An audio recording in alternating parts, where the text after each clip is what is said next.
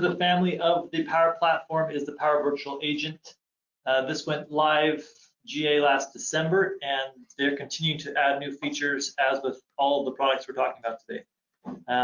The Power Virtual Agent is the easiest way in the world to make a chatbot, period. You can spin something up within a couple minutes and start having interactions with a bot. If you've ever considered trying to get your humans out of the realms of having conversations that are largely handleable by a robot, this is the way to do it. A couple of quick new features for us to talk about.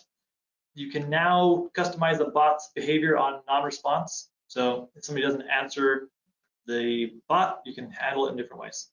And then, cool new one here, if you live in Canada, we have released this to Canada. Yep, lower latency for everybody in Canada.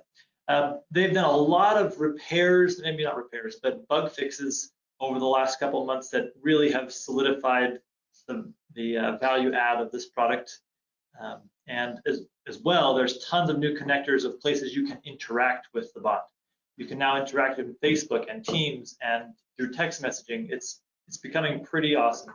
One of the future iterations of this will be able to have a phone conversation with a bot you built in a couple minutes. So it's coming up.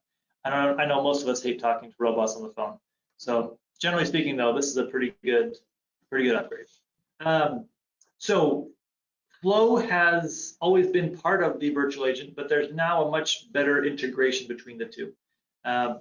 The call and action node has been replaced with a Microsoft Flow node and is just a little bit smoother of an integration between the two. So there you have it. Do we know when that's coming? I think that's. Or is it in preview right now? Good question. I'll have to find out. All right.